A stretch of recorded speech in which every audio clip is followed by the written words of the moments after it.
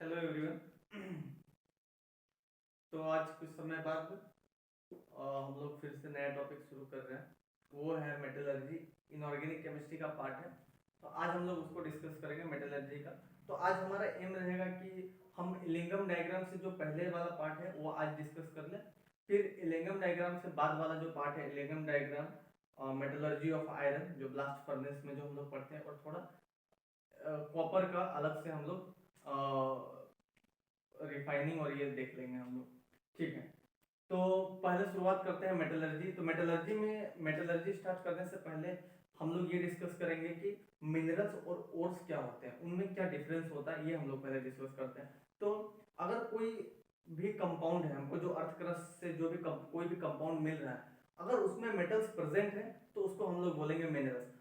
अगर उस मिनरल्स से अगर हम लोग मेटल्स को प्रॉफिटेबल या फिर आसानी से या फिर प्रॉफिटेबल वे में एक्सट्रैक्ट कर पा रहे हैं उस मिनरल से मेटल को, तो उस मिनरल्स को हम लोग बोलेंगे ओर्स। मैं फिर से रिपीट कर दे रहा हूं कि अगर कोई हमको अर्थ क्रस्ट से कोई भी कंपाउंड मिला, अगर उसमें मेटल्स प्रेजेंट है तो वो तो मिनरल्स है। और उस मिनरल से अगर हम मेटल्स को प्रॉफिटेबल वे में एक्सट्रैक्ट कर पा रहे हैं तो उस मिनरल्स को हम लोग ओर्स कहेंगे। इसका मतलब कि all minerals are not ores. सारे मिनरल्स है, साथ देखिए अर्थ क्रस्ट में तो बहुत सारे कंपाउंड होंगे जिसमें मेटल्स प्रेजेंट होंगे। मेटल्स प्रेजेंट है तो वो तो मिनरल्स तो हो ही गया, लेकिन कोई जरूरी नहीं कि सारे मिनरल से हम लोग मेटल्स को प्रॉफिटेबल वे में एक्सट्रैक्ट कर पाए। अगर हम उस मिनरल से प्रॉफिटेबल वे में मेटल्स को एक्सट्रैक्ट कर पा रहे हैं जो हमको मेटल्स चाहिए, तभी हम उस मिनरल्स को ओर बोलेंगे। इसका मतलब all ores are minerals, but reverse is not true, that is all minerals are not ores. ठीक है, तो ये हो गया हमारा मिनरल्स और ओर्स के बारे में। लिखने की जरूरत नहीं है। अब हम लोग डिस्कस करते हैं कि अब हम लोग क्या करेंगे। अब हम लोग तो ओर्स के बारे में ही पढ़ेंगे, क्योंकि ओर्स से ही तो हमको मेटल्स एक्सट्रैक्ट हो पाएगा ना प्रॉफिटेबल वे में, अगर हम इंडस्ट्री के हिसाब से सोचे तो हम लोग ओर्स के बारे में डिस्कस करेंगे कि ओर्स से हम लोग मेटल्स को कैसे एक्सट्रैक्ट कर पाए। तो ठीक है, तो पहले हम लोग ओर्स लेंगे। अब मिट्टी से जब अर्थ क्रस्ट से जब हमको कंपाउंड मिला, तो वो ऐसा नहीं कि प्योर मेटल्स के फॉर्म में ही मिल गया, उसमें तो बहुत सारे इंप्योरिटीज होंगे, मिट्टी होगा और भी दूसरे मेटल्स होंगे, उसके कंपाउंड होंगे। हो सकता है जो मेटल्स थे उसी वो ही दूसरे कंपाउंड के फॉर्म में प्रेजेंट है, जैसे मेटल सल्फाइड के फॉर्म में प्रेजेंट है। तो उसको हम लोग को मेटल्स तक लेकर आना है, द प्यूरिफाइड मेटल्स के तक लेकर आना है। तो उस मेटल और को मेटल प्योर मेटल्स में लाने तक में जो प्रोसेस करेंगे हम लोग, जो प्रक्रिया करेंगे उसको हम लोग आज डिस्कस करेंगे। वही मेथड जो है उसको उसी को हम लोग बेसिकली मेटलर्जी के अंदर पढ़ेंगे। तो ठीक है, जो हमको जो पहले मेटल और मिला अर्थ क्रस्ट से, तो उसमें तो बहुत सारे इंप्योरिटीज होंगे, मिट्टी होगा, बहुत सारे कंकड़ होंगे। तो पहले उन सबको हटाया जाएगा। उन सबको हटाया जाएगा मतलब कि मेटल जो और था उसको कंसंट्रेट किया जाएगा।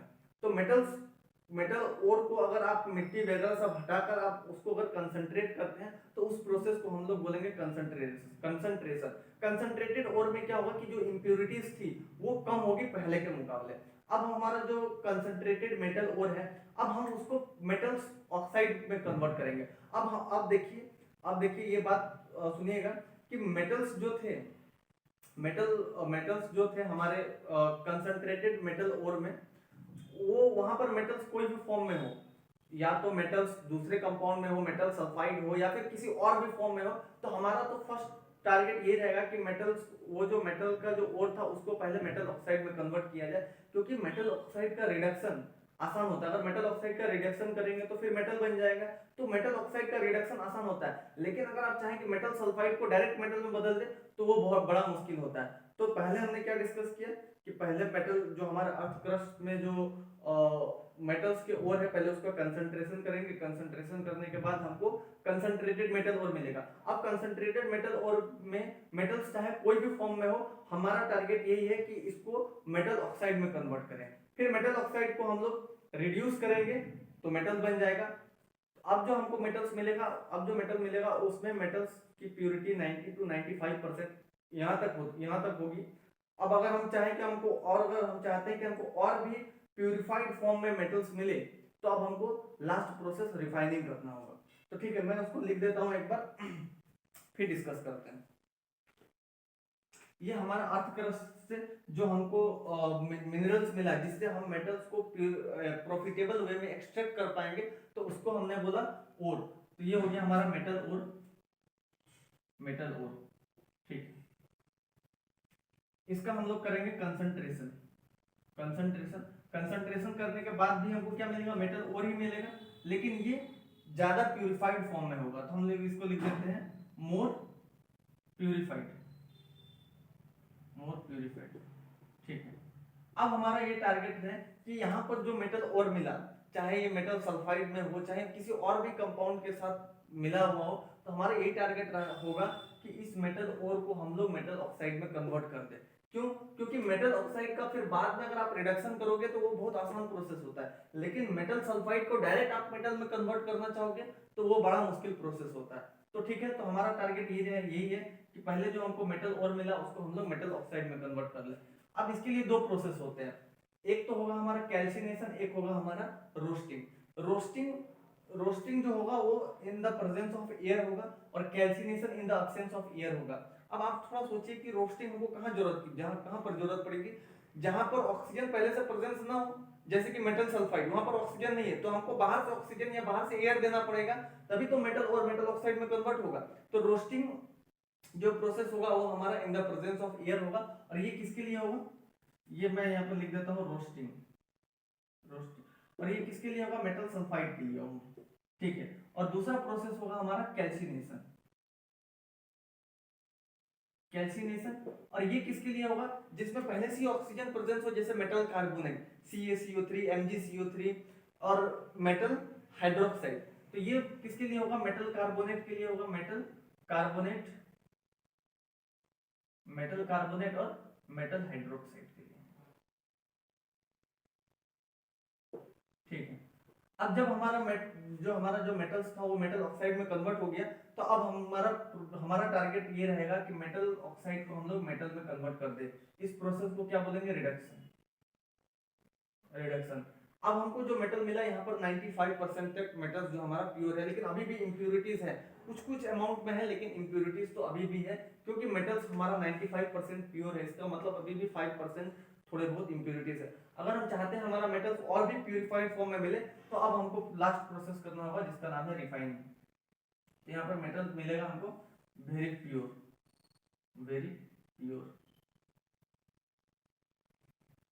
इस प्रोसेस को हम लोग बोलेंगे रिफाइनिंग। ठीक है, तो अब मेटलर्जी में हम लोग ये डिस्कस करेंगे कि अलग अलग मेटल्स के लिए, अलग अलग मेटल और के लिए कंसंट्रेशन का प्रोसेस अलग अलग होगा। अलग अलग मेटल्स के लिए मेटल और से मेटल ऑक्साइड में बदलने का प्रोसेस अलग अलग होगा। फिर मेटल ऑक्साइड से मेटल का रिडक्शन, मेटल ऑक्साइड का रिडक्शन होने के बाद जो हमको मेटल मिलेगा वो अलग अलग मेटल्स के लिए अलग अलग प्रोसेस होगा। तो ये मेटलर्जी में फिर अलग अलग मेटल्स के लिए रिफाइनिंग भी अलग अलग होगा। तो इस चैप्टर में बेसिकली हम लोग यही पढ़ेंगे कि कंसंट्रेशन किस किस मेटल्स के लिए ये प्रोसेस होगा, फिर रिडक्शन, फिर रिफाइनिंग, तो अलग अलग मेटल्स के लिए अलग अलग होगा। बेसिकली हम लोग ये पढ़ेंगे। ठीक है, तो पहले हम लोग स्टार्ट करते हैं कंसंट्रेशन।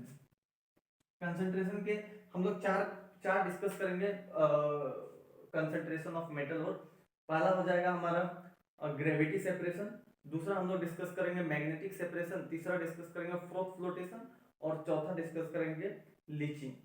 ठीक है, तो मैं पहला दो तो यहाँ पर शायद हो ही जाएगा, तो मैं यहाँ पर डिस्कस कर देता हूँ। यहाँ पर हम लोग डिस्कस कर रहे हैं concentration of metal oxide, concentration of metal और not oxide, concentration of metal और।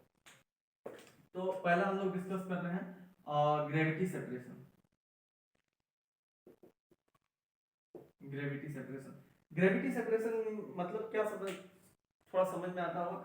जैसे स्पेसिफिक ग्रेविटी होता है ना, स्पेसिफिक ग्रेविटी तो डेंसिटी होता है ना। अगर पानी के रिस्पेक्ट में अगर आप किसी चीज की डेंसिटी को मेजर कर रहे हैं, तो वो तो उसकी डेंसिटी के बराबर ही होगी, सिर्फ यूनिट नहीं होगी।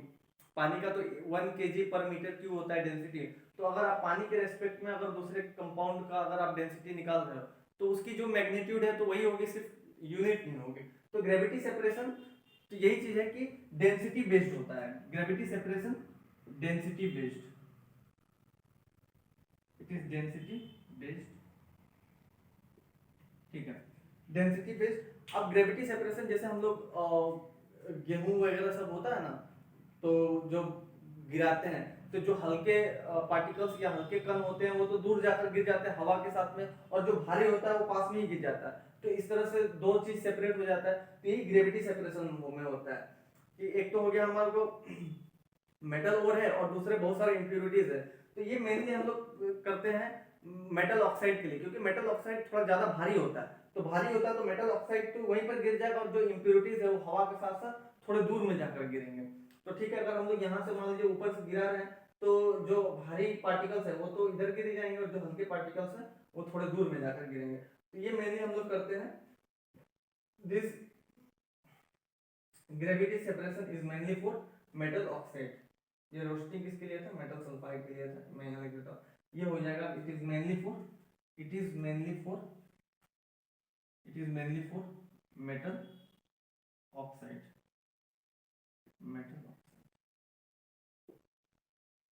ठीक है, ये हो गया हमारा ग्रेविटी सेपरेशन। दूसरा डिस्कस करते हैं मैग्नेटिक सेपरेशन।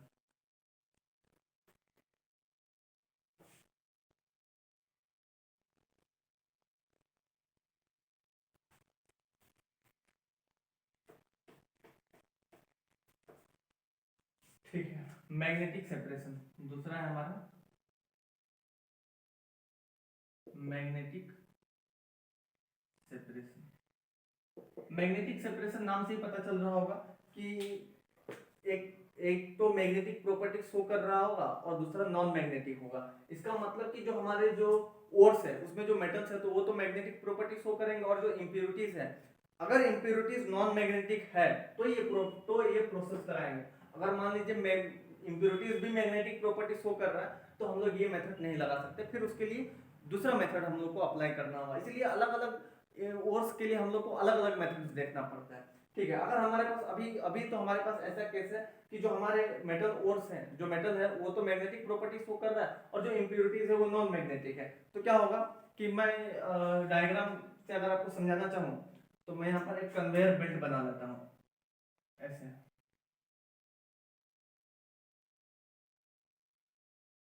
वो ऐसे चलते रहता है ना, ये ऐसे चलते रहेगा, ये घूम रहा है ऐसे। ठीक है, तो अब हमने तो ओर्स को पहले सबसे पहले ये बात बोला था कि ओर्स को हमको तो पाउडर फॉर्म में कन्वर्ट कर देना है। तो जो हमको अर्थ क्रस्ट में जो हमको सॉलिड मिला था उसको हमने पीस कर पाउडर फॉर्म में कन्वर्ट कर दिया। अब पाउडर फॉर्म में अगर ये कन्वर्ट हो गया तो अब यहाँ पर पाउडर हमने गिराया। अब देखिए, अगर अगर हम अब हमारे पास क्या है कि मेटल्स जो है वो तो मैग्नेटिक प्रॉपर्टी शो कर रहे हैं और जो इंप्योरिटीज है वो नॉन मैग्नेटिक है। तो ये जो कन्वेयर बेल्ट है वो हमारा मैग्नेटिक है। तो मैग्नेटिक है तो ये जो साथ साथ यहाँ तक आएगा। अब यहाँ तक आएगा तो जो नॉन मैग्नेटिक है वो तो यहीं पर गिर जाएगा, जैसे ही ये घूमेगा यहाँ पर वहां यहाँ पर नॉन मैग्नेटिक सब्सटेंस इकट्ठा हो जाएंगे। लेकिन जो मैग्नेटिक होंगे वो उसके साथ चिपक कर थोड़ा दूर तक आ जाएंगे। जो मैग्नेटिक होंगे वो चिपक कर थोड़ा दूर तक आ जाएंगे और ये हो जाएगा मैग्नेटिक। तो मैग्नेटिक मैग्नेटिक सब्सटेंस जो होंगे वो इसके साथ साथ थोड़े दूर तक तो आ ही जाएंगे। जो नॉन मैग्नेटिक होगा वो यहीं पर गिर जाएगा, क्योंकि उसको कोई भी मैग्नेटिक नेचर कोई भी शो नहीं करा, नहीं अट्रैक्शन नहीं रिपल्शन, तो ये तो यहीं पर गिर जाएगा, उसको कोई भी फर्क नहीं पड़ रहा। लेकिन जो मैग्नेटिक सब्सटेंस होगा वो इसके साथ साथ थोड़े दूर तक आ जाएंगे, क्योंकि हमारा जो कन्वेयर बेल्ट है वो मैग्नेटिक है। तो ठीक है, ये इसके साथ साथ आ जाएंगे तो ये हो जाएगा हमारा सेपरेशन हो जाएगा मैग्नेटिक और नॉन मैग्नेटिक का। अगर इसका एग्जांपल्स की बात करें तो ये हो जाएगा हमारा wolframite FeWO4, iron tungsten oxygen FeWO4, और कैसेटराइड SnO2। ठीक है, वोल्फ्रामाइट एंड कैसेटराइड, ये तो होता है हमारा मैग्नेटिक और ये होता है हमारा नॉन मैग्नेटिक। तो नॉन मैग्नेटिक है तो ये तो यहीं पर गिर जाएगा, और ये मैग्नेटिक है तो इसके साथ साथ आ जाएंगे, थोड़े दूर में जाकर गिरेंगे। तो इससे हम लोग सेपरेट कर सकते हैं मैग्नेटिक और नॉन मैग्नेटिक सब्सटेंस को थ्रू मैग्नेटिक सेपरेशन। ठीक है, इसके बाद हम लोग डिस्कस करते हैं फ्रोथ फ्लोटेशन।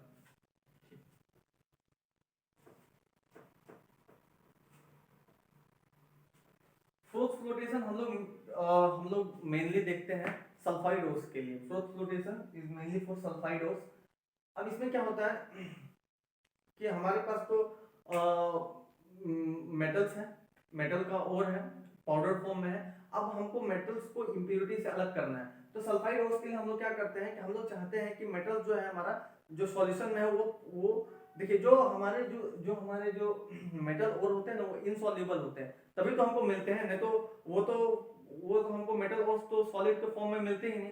तो मेटल्स ओर्स जो हमको मिलते हैं अर्थ क्रस्ट में वो तो इनसॉल्युबल ही होते हैं। अगर सॉल्युबल रहते तो हमको थोड़ी ना सॉलिड फॉर्म में मिलते हैं, वो तो किसी न किसी फॉर्म में इतना ये रहता है और नीचे पानी इतना तो कम से कम रहता है, इतना मॉइस्चर रहता है कि वो तो घुल ही जाएगा। तो इसका मतलब जो हमको ओर्स मिलता है, जो मेटल ओर्स मिलता है, वो तो जो हमको मिलता है सॉलिड के फॉर्म में वो तो इनसॉल्युबल ही होता है। ठीक है, अब हम ये चाहते हैं, जब हमने पाउडर फॉर्म में जब सॉल्यूशन में डाला तो हम ये चाहते हैं कि जो हमारा मेटल्स है अब इम्प्यूरिटीज भी है, मेटल्स भी है सॉल्यूशन में, तो हम चाहते हैं कि हमारा मेटल्स अलग हो जाए मतलब कोई ऐसा कलेक्टर होना चाहिए जो हमको हमारे मेटल्स को धरकर ऊपर लेकर आ जाए। तो फ्रोथ मतलब क्या होता है? फ्रोथ मतलब होता है झाग, जैसे साबुन वगैरह में बनता है ना फ्रोथ, वैसा होता है फ्रोथ। और हम चाहते हैं कि जब फ्रोथ ऊपर आ रहा है तो हमारा वो फ्रोथ जो है वो मेटल्स को भी लेकर ऊपर आ जाए। मेटल्स को अगर लेकर ऊपर आ जाता है तो जो इम्प्यूरिटीज बचेंगे नीचे वो तो अलग हो जाएंगे, मेटल्स अलग हो जाएगा, इम्प्यूरिटीज अलग हो जाएंगे। तो हमारा टेंडेंसी यही है कि जब फ्रोथ ऊपर आ रहा है तो हम चाह रहे हैं कि हम हमारा मेटल्स को भी लेकर ऊपर आ जाए। तो उसके लिए हम लोग लेते हैं कलेक्टर, तो लेते ही है कलेक्टर हो जाएगा हमारा सोडियम इथाइल जेंथेट या फिर पोटेशियम इथाइल जेंथेट, एक ही बात है।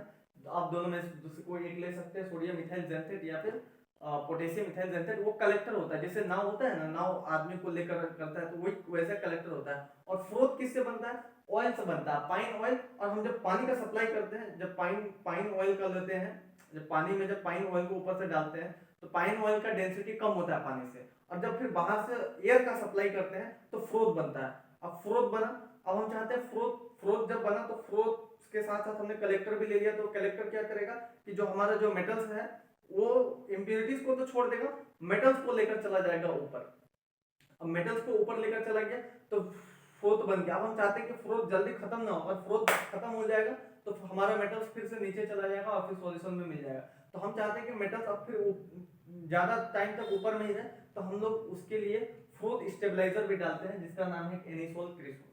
ठीक है, मैं फिर से रिपीट कर रहा हूँ कि हमारे सॉल्यूशन में मेटल्स भी इम्प्यूरिटीज भी, हम चाहते हैं कि जब फ्रोथ बन रहा है, फ्रोथ कैसे बनेगा? जब हम लोग पाइन ऑयल्स डालेंगे, पाइन ऑयल इसलिए लेते हैं क्योंकि उसकी डेंसिटी कम होती है, डेंसिटी कम होती है तभी तो वो ऊपर जाएगा ना। तो पाइन ऑयल लेते हैं और बाहर से एयर का सप्लाई करते हैं, और उसके साथ साथ हम लोग कलेक्टर्स भी लेते हैं, सोडियम इथाइल जेंथेट, पोटेशियम इथाइल जेंथेट। तो वो क्या होता है कि जो हमारे मेटल्स है, मेटल्स को लेकर जो फ्रोथ बन रहा है, फ्रोथ ऊपर जा रहा है तो मेटल्स उसके साथ साथ ऊपर जाने लगते हैं। अब मेटल्स ऊपर चले गए, इंप्योरिटीज नीचे ही बच गया, तो ये दोनों तो सेपरेट हो गए। लेकिन हम चाहते हैं कि जो फ्रोथ बना वो हमारा ज्यादा लंबे समय तक टिका रहे, तो उसके लिए हम लोग फ्रोथ स्टेबलाइजर लेते हैं, एनिसोल और क्रिसोल। तो यही होता है हमारा फ्रोथ फ्लोटेशन। ठीक है, ये तीसरा नंबर हो जाएगा हमारा फ्रोथ फ्लोटेशन। फ्रोथ फ्लोटेशन में क्या होगा, ये हम लोग इसको हम लोग मेनली लेते हैं मेनली फॉर मेटल सल्फाइड। अभी हम लोग डिस्कस कर रहे हैं वो क्या नाम है, कंसंट्रेशन ऑफ मेटल ओर। तो अभी उसी का ये थर्ड पॉइंट है, कंसंट्रेशन ऑफ ओर्स। ठीक है, वही उसी का ये थर्ड पॉइंट है, फ्रोथ फ्लोटेशन। इसमें क्या होगा कि मेटल सल्फाइड है और इम्प्योरिटी है, तो इसको हम लोग क्या करेंगे, इसको हम लोग करेंगे वेटेड बाय ऑयल, और ये जो इम्प्योरिटी है ये हो जाएगा हमारा वेटेड बाय वाटर। ठीक है, मेटल सल्फाइड तो हो जाएगा वेटेड बाय ऑयल। अब ये जो ऑयल है ये क्या करेगा, it will enhance the non wettability of metal sulphide in water. मतलब कि ये क्या करेगा कि मेटल सल्फाइड को पानी में भिगाने से बचाएगा। ऑयल जो है, जो हमारा पाइन ऑयल है या फिर जो फ्रोथ है, वो क्या करेगा कि वो मेटल सल्फाइड को पानी में भिगाने से बचाएगा। अगर मैं उसी को इंग्लिश में बोलूं तो this will prevent the metal sulphide from non wettability in water. it will enhance the non-wettability of metal sulfide into water। ठीक है, अब इसके लिए हम लोग ऑयल क्या लिए, ऑयल हम लोगों ने लिया पाइन ऑयल। ऑयल जो था वो हमारा था पाइन ऑयल। जो कलेक्टर था हमारा, कलेक्टर था, तो कलेक्टर क्या हो गया हमारा, sodium ethyl xanthate, sodium ethyl xanthate, sodium ethyl xanthate या फिर पोटेशियम इथाइल जेंथेट। इसके बाद हो गया हमारा फ्लोथ, जो ऊपर में जो मेटल सल्फाइड जो आया हमारा फ्लोथ के साथ साथ, तो हम लोग चाहते हैं फ्लोथ थोड़ा देर तक बना रहे, इसकी स्टेबिलिटी थोड़ी देर तक बने रहे, तो उसके लिए हम लोग लेते हैं फ्लोथ स्टेबलाइजर। फ्लोथ स्टेबलाइजर हमारा क्या हो जाएगा, फ्लोथ स्टेबलाइजर, फ्लोथ स्टेबलाइजर हो जाएगा हमारा एनिलीन, एनिलीन और क्रिसोल। ठीक है, अब अगर देखिए, अगर हमको मेटल ओर्स में दो मेटल सल्फाइड हो, अगर हमारे मेटल ओर्स में दो मेटल सल्फाइड हो, अगर हम ये प्रोसेस करते हैं तो क्या होगा कि फ्लोथ के साथ साथ तो दोनों मेटल सल्फाइड आ जाएगा। अगर हमको ZnS और PbS को अलग अलग, अगर हमारे ओर्स में दो मेटल सल्फाइड है, ZnS भी है, PbS है, अब अगर उसमें अगर हम लोग फ्लोथ फ्लोटेशन करते हैं तो क्या होगा कि ZnS भी फ्लोथ के साथ साथ ऊपर आ जाएगा, PbS भी फ्लोथ के साथ साथ ऊपर आ जाएगा। इंप्योरिटीज, बाकी की इंप्योरिटीज तो पानी में रह जाएंगी, सॉल्यूशन में रह जाएगी, लेकिन फ्लोथ के साथ साथ ZnS भी आ जाएगा, PbS भी आ जाएगा। तो अब हम इन दोनों को कैसे सेपरेट कर पाएंगे, अगर फ्लोथ में आ गया तो हम लोग ऊपर से ऐसे करके निकाल सकते हैं। तो अब हमको सोचना होगा कि अब तो हम जब निकाले तो उसमें ZnS भी था, PbS भी था, तो अब क्या करें। तो अब उसके लिए आपको एक ऐसे सब्सटेंस को डालना होगा जिसको हम लोग बोलते हैं डिप्रेसेंट, डिप्रेसेंट को डालना होगा, ताकि फिर से वो क्या करे कि एक को तो खींचकर सॉल्यूशन में लेकर आ जाए, एक को तो खींचकर सॉल्यूशन में लेकर आ जाए, दूसरे को छोड़ दे, दूसरे को छोड़ दे, तो वो दोनों भी सेपरेट हो जाएंगे। ठीक है, तो अब हम लोग डिस्कस करेंगे, ये तो अगर एक ही मेटल सल्फाइड था तो हो गया हमारा काम, जो फ्लोथ में गया उसी को हमने सेपरेट कर लिया, तो ठीक है वो तो हो गया। लेकिन अगर हमारे ओर्स में दो मेटल सल्फाइड हो या फिर दो से ज्यादा हो, तो अब हमारे पास क्या होगा कि जो फ्लोथ बना उसमें दो से ज्यादा हमारे मेटल सल्फाइड है। तो अब हमको सोचना होगा कि उन मेटल सल्फाइड जो हमारे फ्लोथ में है उनको कैसे अलग अलग किया जाए, तो उसके लिए अब हमको डिप्रेसेंट का यूज करना होगा। डिप्रेसेंट क्या करेगा, एक को तो खींचकर फिर से सॉल्यूशन में लेकर आ जाएगा और दूसरा फिर वैसे ही फ्लोथ में पड़ा रहेगा, तो हम लोग उसको फिर अलग कर सकते हैं। तो ठीक है, अब हम लोग देखते हैं कि जैसे मैंने दो अलग अलग मेटल सल्फाइड हो, तो अलग अलग मेटल सल्फाइड एक तो हो जाएगा हमारा PbS और ZnS, इन दोनों को एग्जांपल्स के थ्रू समझते हैं। ठीक है,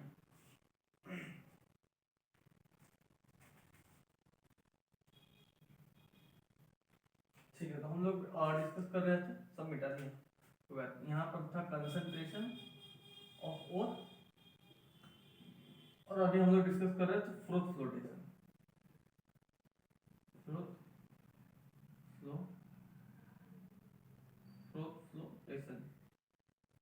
ठीक है, थोड़ा स्पेलिंग गलत होगा देखिए, फ्लोथ फ्लोटेशन। अब इसमें हम लोग को क्या डिस्कस करना है कि अगर हमको अलग अलग मेटल सल्फाइड हो, अगर अलग अलग मेटल सल्फाइड अगर फ्लोथ तक पहुंच जाए, तो अब हमको कैसे अलग करना है उन दो मेटल सल्फाइड को। जैसे मैं एग्जांपल ले रहा हूँ, PbS ये भी मेटल सल्फाइड है, और ZnS ये भी मेटल सल्फाइड है, दोनों अब हमारे फ्लोथ तक पहुंच गए। अब फ्लोथ से हमको इन दोनों को अलग अलग करना है, तो अब क्या किया जाए, ये भी मेटल सल्फाइड है, ये भी मेटल सल्फाइड है, तो अब हम लोग को एक डिप्रेशन डालना होगा जिसका नाम है NaCN। देखिए लेड क्या है, लेड हमारा P ब्लॉक का एलिमेंट है, P ब्लॉक का, और जिंक जो है वो हमारा D ब्लॉक का एलिमेंट है। तो डी ब्लॉक का एलिमेंट है तो इसकी ज्यादा टेंडेंसी होगी कि वो कॉम्प्लेक्स बने। जैसे हम लोग कोऑर्डिनेशन कंपाउंड पढ़ते हैं, कोऑर्डिनेशन केमिस्ट्री, तो वहां पर ज्यादा से ज्यादा डी ब्लॉक का ही पढ़ते हैं, क्योंकि उन्हीं की टेंडेंसी होती है कि वो कोऑर्डिनेशन कंपाउंड बना सके। तो ठीक है, ये जो है डी ब्लॉक का एलिमेंट है, तो इसकी ज्यादा से ज्यादा टेंडेंसी होगी कि वो कोऑर्डिनेशन कंपाउंड बने। अब यहाँ पर क्या हो जाएगा, Na2ZnCN4। ठीक है, ठीक, तो ये सब तो वाटर इनसॉल्युबल था, वाटर इनसॉल्युबल, वाटर इनसॉल्युबल। अब ये जो कंपाउंड, जो कोऑर्डिनेशन कंपाउंड बना, जो हमारा जो कंपाउंड बना, ये हो जाएगा वाटर सॉल्युबल, क्योंकि ये तो Na, 2 Na प्लस और ZnCN4 2 माइनस, तो ये तो आयोनिक कंपाउंड हो जाएगा, ये पानी में घुल जाएगा। ठीक है, आयंस के फॉर्म में हो जाएगा तो ये पानी में घुल जाएगा। तो ये Na2ZnCN4, तो इससे हम इस तरीके से हम लोग दो मेटल सल्फाइड को अलग अलग कर सकते हैं। ठीक है, इसके बाद अब हम लोग डिस्कस करते हैं लीचिंग। लीचिंग में क्या होगा, लीचिंग में मैं आपको बता देता हूँ कि ऐसे तो एक तो मेटल्स होगा, ऐसे ही होगा, एक मेटल्स होगा और एक इम्प्यूरिटीज होगा, दोनों इनसॉल्युबल होंगे। तो हम यहाँ पर एक ऐसा सब्सटेंस डालेंगे जो मेटल के साथ सॉल्युबल कंपाउंड बना ले, सॉल्युबल कंपाउंड बना ले, तो फिर हम उसको इम्प्यूरिटी के साथ अलग अलग कर सकते हैं, उसको बोलते हैं लीचिंग। लीचिंग हम लोग मेनली एल्यूमिनियम का पढ़ेंगे, गोल्ड और सिल्वर का पढ़ेंगे, एल्यूमिनियम का बॉक्साइड से और गोल्ड और सिल्वर का पढ़ेंगे उसके सल्फाइड से। ठीक है,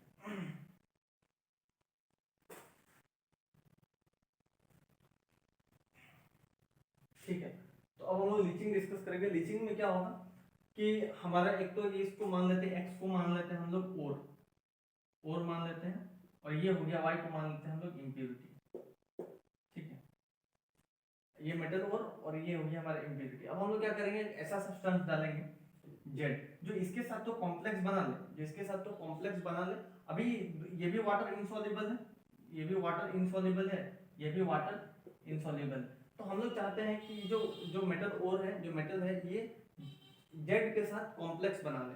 तो अगर ये XZ बन जाता है तो ये हो जाएगा हमारा वाटर सॉल्युबल, और ये तो फिर वाटर इनसॉल्युबल ही रहेगा। तो पानी में एक तो वाटर इनसॉल्युबल जो बॉटम पे रहेगा, या फिर ऊपर ऊपर में रहेगा, या फिर मैक्सिमम बॉटम में ही रहेगा, वाटर इनसॉल्युबल है तो, और जो वाटर सॉल्युबल है, तो उन दोनों को आसानी से हम लोग अलग कर सकते हैं। तो हमारा मेन टारगेट यही रहेगा। ठीक है, तो पहले डिस्कस करेंगे एल्यूमिनियम के लिए। एल्यूमिनियम के लिए इसको मिटा देते हैं। लीचिंग अभी हम लोग डिस्कस कर रहे हैं, लीचिंग फ्रॉम एल्यूमिनियम, एल्यूमिनियम से। तो ये हो जाएगा हमारा Al2O3.XH2, मैं यहाँ पर 2H2O लिख रहा हूँ, बॉक्साइड, बॉक्साइड Al2O3.2H2O। अब चाहे तो XH2O भी लिख सकते हैं, .2H2O। ये तो हो गया हमारा और मेटल का और इसमें जो इम्प्योरिटीज होती है वो होती है Fe2O3 की, और SiO2 भी हो सकती है। ठीक है, तो वो थोड़ी बहुत होती है। Fe2O3 हमारा मेन इम्प्योरिटी है। अब हम यहाँ पर इन दोनों को अगर अलग करना, देखिए अभी तो दोनों वाटर इनसॉल्युबल है, ये भी वाटर इनसॉल्युबल, ये भी वाटर इनसॉल्युबल। अब हमको अगर आप याद करें तो Al2O3 एम्फोटेरिक होता है, जिंक, जनाबे अली, एल्यूमिनियम, Sb, इन सब का ऑक्साइड, जनाबे अली सबसे आसान, As arsenic, Pb Sn, Ga Cr+3, तो ये सब जो होते हैं एम्फोटेरिक होते हैं, जो अभी मैंने बोला वो एम्फोटेरिक होते हैं। तो इसमें एल्यूमिनियम भी आ गया, तो ये कैसा हो जाएगा, एम्फोटेरिक। एम्फोटेरिक मतलब ये तो अगर सामने बेस है तो ये एसिड की तरह एक्ट करेगा, और सामने एसिड है तो ये बेस की तरह एक्ट करेगा। मतलब ये दोनों तरह, एसिड और बेस दोनों की तरह एक्ट कर सकता है। ठीक है, तो ये हो गया एम्फोटेरिक। अब हम लोग क्या डालेंगे, जो हमने यहाँ पर Z लिखा था, यहाँ पर हम NaOH डालेंगे। अब ये बेस है तो ये एसिड की तरह एक्ट करेगा। अब ये Fe2O3 ये बेसिक ऑक्साइड है, तो ये तो हमारा बेस के साथ रिएक्ट नहीं करेगा। ये हमारा जो एल्यूमिनियम जो एम्फोटेरिक है बॉक्साइड, वो हमारा बेस के साथ रिएक्ट कर जाएगा और हमको कॉम्प्लेक्स बनाकर देगा NaAlOH4। ठीक है, ये जब कॉम्प्लेक्स बना, कॉम्प्लेक्स तो वाटर सॉल्युबल ही होगा, ये वाटर सॉल्युबल। अब ये वाटर सॉल्युबल हो गया और ये वाटर इनसॉल्युबल है, तो अब हम इसको कंटेनर से अलग अलग कर सकते हैं। अब हमने इसको अब अलग कंटेनर में रखा, अब हमारे पास ये नहीं है, हमने कंटेनर से अलग अलग कर दिया। अब हम इसको फिर से, हम चाहते हैं कि फिर से हमको, अगर आप देखिए, अगर हमने अगर इसको बेस के साथ रिएक्ट करवाया तो ये बना, और इसको एसिड के साथ रिएक्ट करवाएंगे तो रिएक्शन बैकवर्ड हो जाएगी। तो इसको हमने CO2 के साथ रिएक्ट करवा दिया। CO2 हमारा एसिडिक रिएजेंट है, तो हमने जब हमने इसको बेस के साथ रिएक्ट करवाया तो हमको ये प्रोडक्ट मिला। फिर प्रोडक्ट को अगर हम एसिड के साथ रिएक्ट करवा देंगे तो फिर से हमको जो पहले रिएक्टेड था वही मिल जाएगा। तो हमारा फिर से Al2O3.2H2। ठीक है, यहां तक तो हो गया हमारा, यहां तक तो हो गया था हमारा कंसंट्रेशन। ठीक है, अब हम जो अभी इसको पूरा ही कंप्लीट करा दे रहे हैं, इसको पूरा ही कंप्लीट करा दे रहे हैं। तो ठीक है, अब हमको जो Al2O3.2H2O मिला, तो ये इसको फिर से हम हीट करेंगे, तो ये बन जाएगा Al2O3। फिर इसका हम लोग करेंगे रिडक्शन, इलेक्ट्रोलाइटिक रिडक्शन करेंगे, इलेक्ट्रोलाइटिक रिडक्शन, तो ये हो जाएगा हमारा एल्यूमिनियम। फिर इसका करेंगे इलेक्ट्रोलाइटिक रिफाइनिंग, तो यहाँ से हो जाएगा हमारा एल्यूमिनियम प्योर। यहाँ तक तो हो गया हमारा रिडक्स कंसंट्रेशन का, लेकिन थोड़ा सा ही पार्ट था तो मैंने डिस्कस कर दिया पूरा रिफाइनिंग ऑफ एल्यूमिनियम का। फिर CO2 के साथ इसको रिएक्ट करवाएंगे तो फिर से हमको Al2O3.2H2O मिल जाएगा। फिर इसको हीट करेंगे तो Al2O3, फिर इसका इलेक्ट्रोलाइटिक रिडक्शन करेंगे तो एल्यूमिनियम, फिर इसका इलेक्ट्रोलाइटिक रिफाइनिंग करेंगे तो प्योर एल्यूमिनियम। मैंने यहाँ पर प्योर पूरा रिफाइनिंग तक ही डिस्कस कर दिया, क्योंकि थोड़ा सा ही बचा था तो मैंने डिस्कस कर दिया। ठीक है, अब है हमारा गोल्ड और सिल्वर का भी लीचिंग होता है, जिसको हम लोग मैकअर्थर साइनाइड प्रोसेस बोलते हैं, तो उसको भी डिस्कस कर लेते हैं। गोल्ड और सिल्वर के सल्फाइड और से कैसे लीचिंग होता है, तो ठीक है उसको भी डिस्कस कर लेते हैं।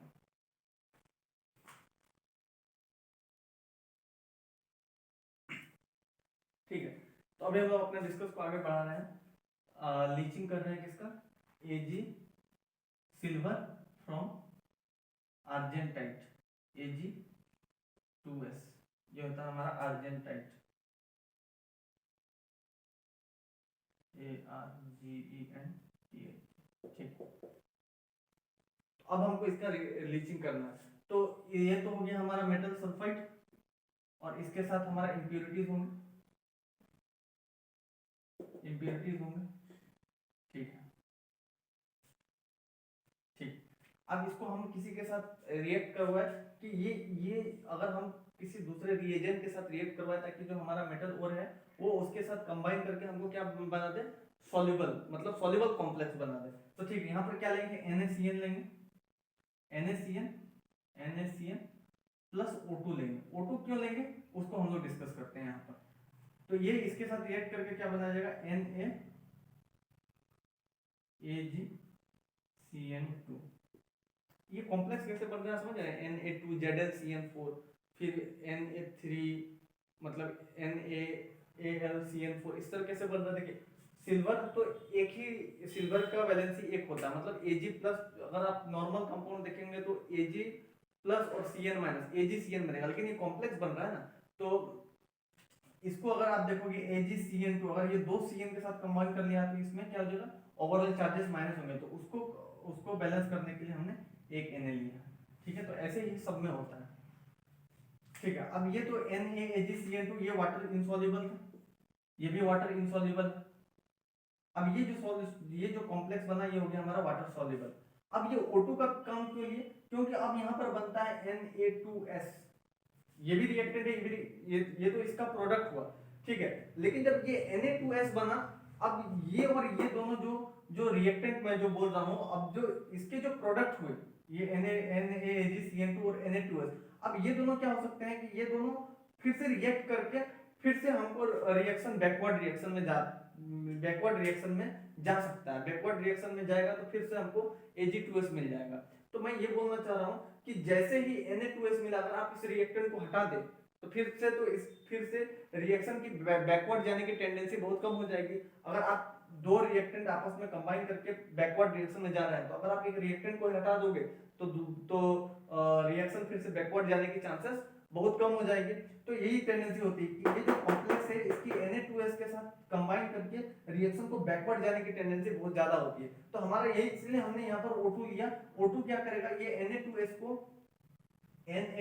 को O2 क्या करेगा, O2 कन्वर्ट कर देगा Na2SO4 में।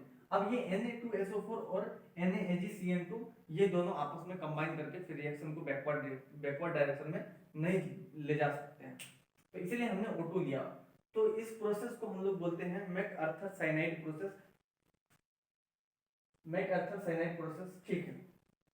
इसके बाद ये तो हो गया हमारा वाटर सॉल्युबल, लेकिन अभी हमको सिल्वर तो मिला नहीं, ये तो कॉम्प्लेक्स फॉर्म में है। तो अब हमने यहाँ पर क्या डाला, जिंक डाला।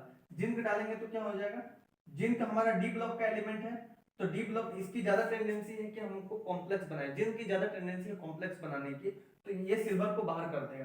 तो ये तो सिल्वर हमको मिल जाएगा प्योर फॉर्म में, और ये कॉम्प्लेक्स बना लेगा इसके साथ, तो ये हो जाएगा Na2ZnCN4। ठीक है, ये हो जाएगा हमारा वाटर सॉल्युबल, और ये हो जाएगा हमारा मेटल आ गया। तो मतलब इनसॉल्युबल ही होगा, और ये हो जाएगा, ये कॉम्प्लेक्स हो जाएगा हमारा वाटर सॉल्युबल। तो इसको हम लोग बोलते हैं मैकआर्थर साइनाइड प्रोसेस। यहाँ पर जिंक जो है, जिंक रिड्यूसिंग एजेंट की तरह काम कर रहा है। जिंक रिड्यूसिंग एजेंट की तरह काम क्यों कर रहा है? क्योंकि जिंक खुद ऑक्सीडाइज हुआ। यहाँ पर जिंक Zn+2 के फॉर्म में, या फिर ऐसे बात कर सकते हैं, जो Ag+ में था उसको Ag में कन्वर्ट कर दिया। Ag+ को Ag में कन्वर्ट कर दिया, मतलब Ag+ को रिड्यूस कर दिया, इसलिए जिंक हमारा रिड्यूसिंग एजेंट है। या फिर ऐसे भी कर सकते हैं कि खुद ऑक्सीडाइज हो गया, इसलिए वो रिड्यूसिंग एजेंट है। तो इसको बोलते हैं मैकआर्थर साइनाइड प्रोसेस। मैंने यहाँ पर सिल्वर के लिए डिस्कस किया, गोल्ड के लिए भी सेम ही होगा, उसको नहीं डिस्कस होता है, सेम टू सेम प्रोसेस होगा। MacArthur cyanide process, O2 is used to convert Na2S into Na2SO4 to prevent backward reaction। ठीक है, तीसरा तीसरा हमारा तीसरा पॉइंट हो जाएगा कि zinc is used as reducing agent which is used to reduce Ag+ into Ag and itself get oxidized from zinc to Zn+2। ठीक, ये हो गया हमारा कंसंट्रेशन ऑफ ओर, मतलब हमारा फर्स्ट पॉइंट डिस्कस हो गया, जो हमारा कंसंट्रेशन ऑफ ओर्स थे उसको हमने डिस्कस कर लिया। अब हम लोग डिस्कस करेंगे कि जो हमको ओर्स मिला, अब उसको हमको, हमारा टारगेट है कि उसको मेटल ऑक्साइड तक लेकर जाना है। तो उसके लिए अलग अलग प्रोसेस है। हमने वहां पर दो प्रोसेस बताया था कि कैल्सिनेशन, रोस्टिंग, तो उसको अब हम लोग डिस्कस करते हैं। ठीक है,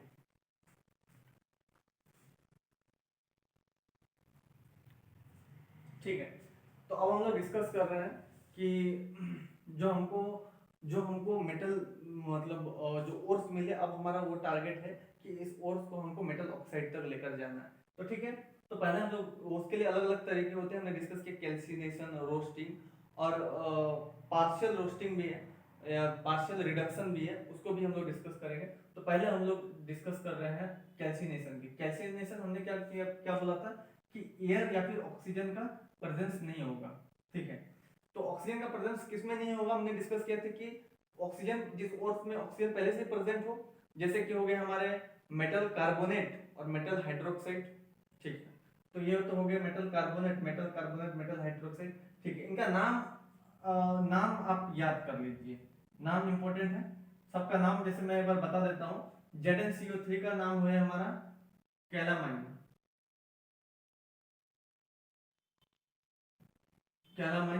ZnCO3, PbCO3 सेरुसाइट, PbCO3, FeCO3 सिडेटराइट,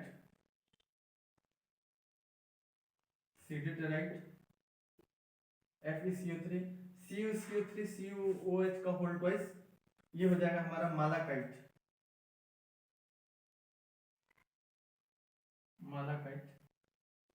ठीक है। CuCO3 ये तो लाइमस्टोन ही हो गया, लाइमस्टोन। और है हमारा CaCO3.MgCO3, ये हो जाएगा हमारा डोलोमाइट। तो इनका नाम इंपॉर्टेंट है, आप याद कर लीजिएगा। ठीक, मैंने भी याद ही किया है। ZnCO3 कैलामाइन, इसको अगर आप सिर्फ हीट करेंगे, सबको हीट कर रहे हैं एयर या फिर ऑक्सीजन के एब्सेंस में, ऑक्सीजन और एयर यहाँ पर नहीं है, तो ये किस में टूटेगा, ZnO प्लस CO2 में। ये किस में टूटेगा, PbO प्लस CO2 में। ये किस में टूटेगा, FeO प्लस CO2 में। ठीक है, ये किस में टूटेगा, Cu2O या फिर CuO plus CO2 plus H2O।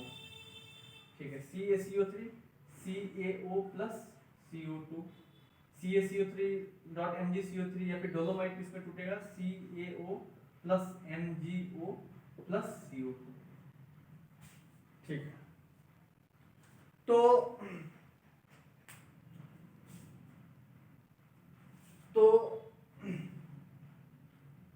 ठीक है, ये तो हो गया हमको, ये सब क्या हो गया, ये सब हो गया हमारे मेटल ऑक्साइड्स। एक ही पेन से लिख रहे, पेन इस पे लिख देते हैं रेड पेन से। तो ये हो गया हमारा, ये सब हो गए हमारे मेटल, ये सब हो गए हमारे क्या, मेटल ऑक्साइड्स, सॉरी, तो ये सब हो गए हमारे मेटल ऑक्साइड। तो हमारा टारगेट यही था कि जो हमको मेटल जो ओर्स मिले उसको हमको कन्वर्ट करना था मेटल ऑक्साइड। पहले हमने डिस्कस कर लिया कैल्सिनेशन। रोस्टिंग किसमें होगा? सल्फाइड ओर्स में। जो भी हमारा सल्फाइड ओर्स होगा उसको हम लोग रोस्टिंग करेंगे, क्योंकि उसमें तो ऑक्सीजन है नहीं, तो हमको बाहर से ऑक्सीजन सप्लाई करना होगा, तो रोस्टिंग हो जाएगा हमारा मेटल सल्फाइड के लिए। अब हम लोग डिस्कस कर लेते हैं पार्शियल रिडक्शन। पार्शियल रिडक्शन किसमें होगा? क्यों होगा प्रभात? Copper Hg। क्यों होगा प्रभात? Pb। मतलब ये तीन जो मेटल्स हैं इनमें हम लोग पार्शियल रिडक्शन करेंगे। ठीक है, तो कैल्सिनेशन हो गया। रोस्टिंग मैंने बोल दिया कि सल्फाइड ओर्स के लिए होगा। और हम तीसरा डिस्कस करेंगे जिसका नाम है पार्शियल रिडक्शन। पार्शियल रिडक्शन किसके किसके लिए होगा? क्यों होगा प्रभात से आप याद कर सकते हैं, कॉपर और होगा से Hg, और क्यों होगा प्रभात से हो जाएगा हमारा मरकरी। ठीक, हम लोग दूसरा तो हो गया हमारा, मैंने बता दिया रोस्टिंग किसके लिए होगा, सल्फाइड ओर्स के लिए होगा। तीसरा पॉइंट डिस्कस कर रहे हैं पार्शियल रिडक्शन। पार्शियल रिडक्शन ये किसके लिए होगा? क्यों होगा प्रभात? कॉपर क्यों होगा प्रभात के सल्फाइड ओर्स के लिए। ठीक है, तो कॉपर HgS PbS Cu2S। ठीक है, ये हो गया हमारा CuS से लिख देते हैं CuS। ये हो गया हमारा गलीना, PbS हो गया हमारा गलीना, HgS हो गया हमारा सिनाबाद, CuS हो गया हमारा कॉपर ग्लैंस। ठीक है, तो इनके लिए हम लोग यूज करेंगे पार्शियल रिडक्शन। ठीक है, इसके लिए हम लोग यूज करेंगे पार्शियल रिडक्शन। पार्शियल रिडक्शन में क्या होगा कि Cu, देखिए जैसे अगर मैं Cu2S की एग्जांपल ले लूं, कॉपर ग्लैंस की एग्जांपल ले लूं, तो इसमें क्या होगा कि ऐसा थोड़ी नहीं कि एक ही एटम्स या एक ही मॉलिक्यूल्स होंगे इसके, ऐसा नहीं, एक कंपाउंड है तो बहुत सारे मॉलिक्यूल्स होंगे। तो हम क्या करेंगे कि इसके कुछ मॉलिक्यूल्स को हम लोग रोस्टिंग करेंगे, लेकिन हमारा जो एयर देंगे या फिर जो ऑक्सीजन देंगे वो हम लोग लिमिटेड अमाउंट में देंगे। इतना अमाउंट में देंगे कि हमारा कुछ कॉपर सल्फाइड जो जो हमारा Cu2S है, जो हमारा कॉपर सल्फाइड है, वो तो कन्वर्ट हो जाए हमारा Cu2O में या फिर CuO में। ठीक, अब ये जो बचा Cu2O, ये जो बचा बाकी जो कॉपर सल्फाइड थे उनको रिड्यूस कर देगा। तो इनमें इसमें क्या होगा? सेल्फ रिडक्शन होगा। सेल्फ रिडक्शन में क्या होगा कि कॉपर प्लस SO2, मतलब जो हमने कुछ कुछ कॉपर सल्फाइड को कॉपर ऑक्साइड में बदला था, अब वही कॉपर ऑक्साइड जो है कॉपर सल्फाइड को रिड्यूस कर देंगे। वही जो कॉपर ऑक्साइड है वो कॉपर सल्फाइड को रिड्यूस कर देंगे। ठीक है, तो हमने कॉपर सल्फाइड को कॉपर ऑक्साइड में बदलने के लिए क्या किया कि पार्शियल, मतलब कि लिमिटेड सप्लाई ऑफ ऑक्सीजन या लिमिटेड सप्लाई ऑफ एयर रखा, ताकि हमारे कुछ ही कॉपर सल्फाइड कॉपर ऑक्साइड में कन्वर्ट हो जाए। अब ये कॉपर ऑक्साइड क्या करेगा, जो बचे हुए कॉपर सल्फाइड थे उनको कॉपर्स में रिड्यूस कर देगा, इसलिए उसको बोलते हैं पार्शियल रिडक्शन।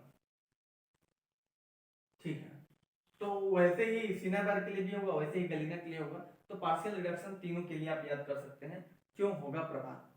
ठीक है, अब हमारे पास मेटल ऑक्साइड आ गया, तो अब हमारा टारगेट रहेगा कि मेटल ऑक्साइड को हम लोग मेटल में रिड्यूस कर दे, मेटल ऑक्साइड को मेटल्स में कन्वर्ट कर दे। मेटल ऑक्साइड में हमने क्यों इतना जोर दिया कि कोई भी मेटल सल्फाइड था या फिर चाहे जो भी था, कार्बोनेट था, ऑक्साइड था, हाइड्रोक्साइड था, तो हमने ज्यादा जोर दिया कि हमको उसको मेटल ऑक्साइड में ही कन्वर्ट करना है, क्योंकि मेटल ऑक्साइड का रिडक्शन आसान होता है। लेकिन अगर मेटल सल्फाइड का अगर आप चाहें कि मेटल में कन्वर्ट कर जाए तो वो थर्मोडायनेमिकली थोड़ा डिफिकल्ट प्रोसेस होता है। तो इसीलिए हम लोग चाहते हैं कि मेटल ऑक्साइड जो भी हमको कंपाउंड है उसको पहले मेटल ऑक्साइड में कन्वर्ट कर ले। तो अभी तक हमने जो हमको मेटल्स चाहिए था उसको हमने अब तक में मेटल ऑक्साइड में कन्वर्ट कर लिया। अब हमारा क्या टारगेट रहेगा कि ये जो मेटल ऑक्साइड जो हमको मिला, अब उसको हम लोग मेटल्स में रिड्यूस कर दे, इसको हम लोग रिड्यूस कर दे, इस प्रोसेस को हम लोग बोलेंगे रिडक्शन। तो अब हम लोग इसको चाहते हैं कि जो हमको मेटल ऑक्साइड मिला हम उसको रिड्यूस कर दे। तो अब अलग अलग मेटल्स ऑक्साइड के लिए जो रिडक्शन का प्रोसेस होगा वो अलग अलग होगा, तो उसको हम लोग पढ़ेंगे रिडक्शन में। ठीक है,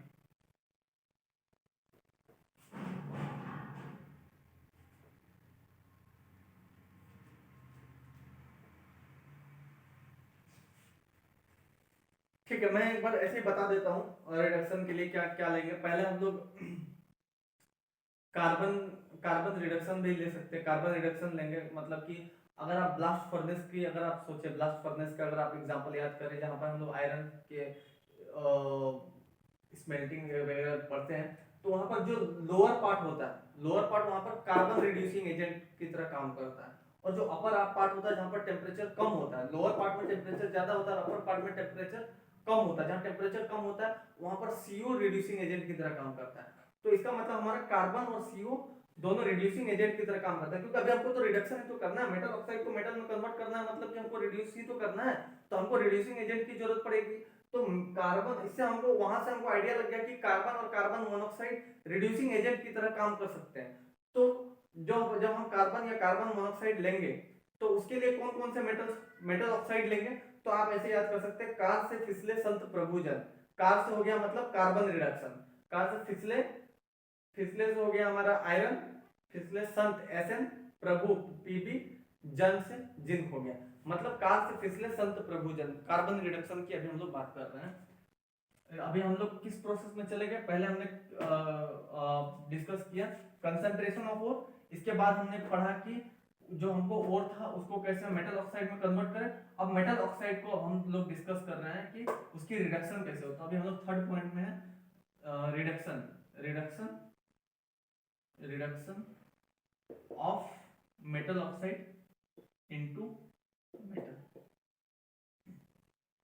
ठीक है, reduction of metal oxide into metal, अब हमको ये करना है, तो उसका पहला मेथड है हमारा कार्बन रिडक्शन।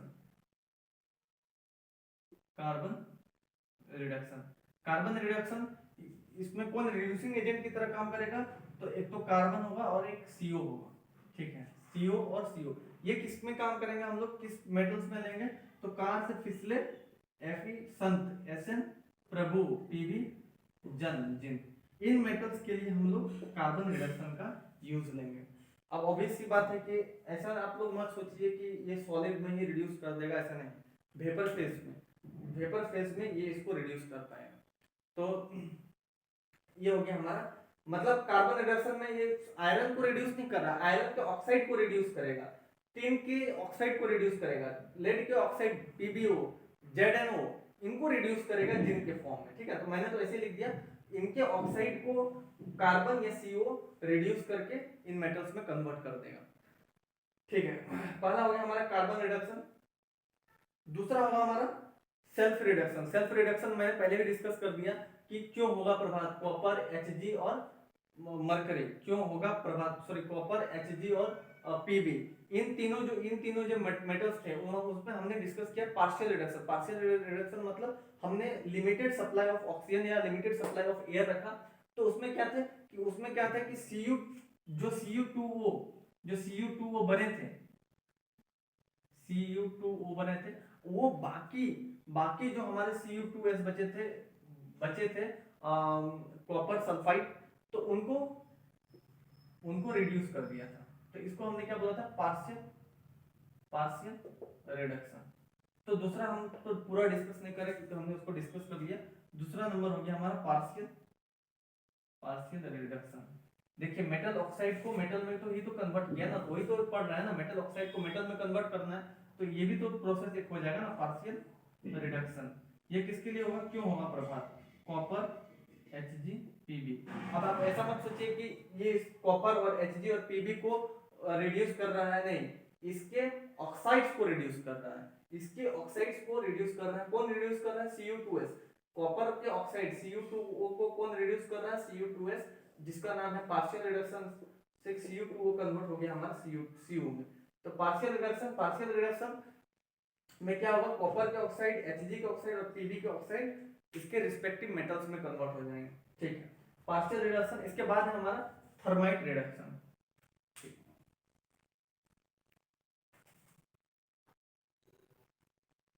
ठीक है, तो अब हम लोग डिस्कस करेंगे थर्माइट रिडक्शन।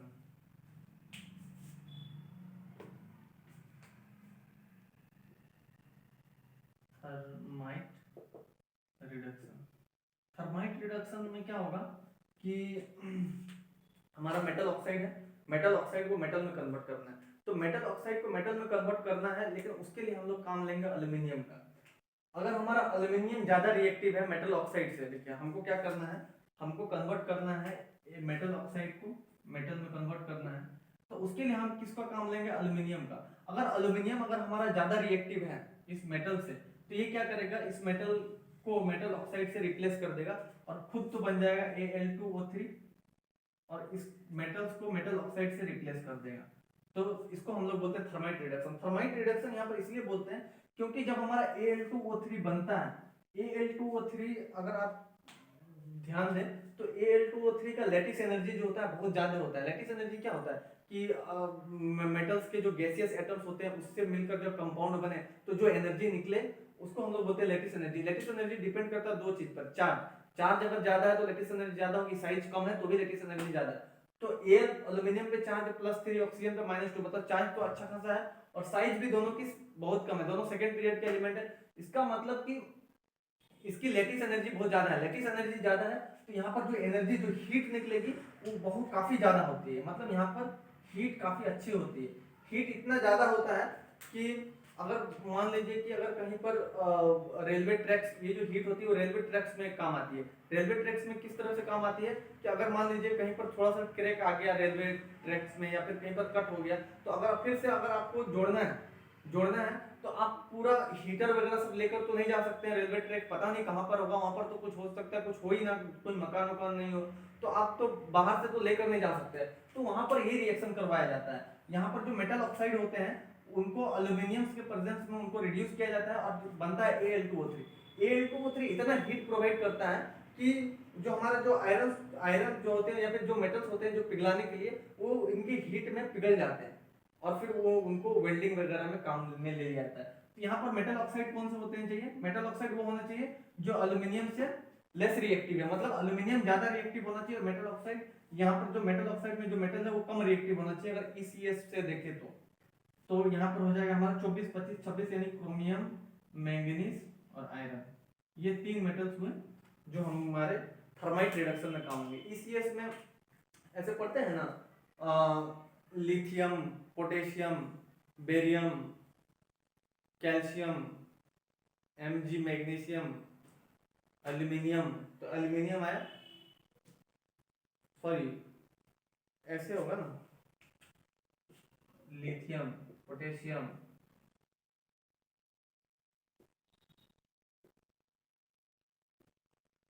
एल्यूमिनियम तो यहाँ आया। अब ये सबको देखते कहां पर आता है,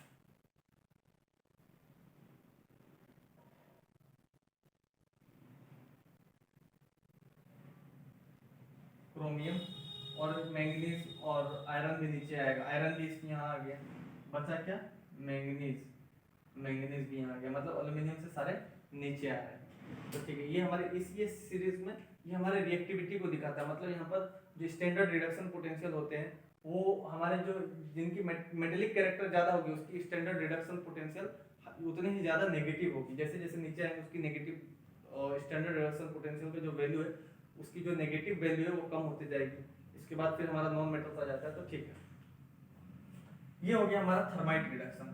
अब हम लोग डिस्कस कर रहे हैं थर्माइट रिडक्शन के बाद हम लोग डिस्कस कर लेते हैं थर्मल रिडक्शन के बारे में। थर्मल रिडक्शन,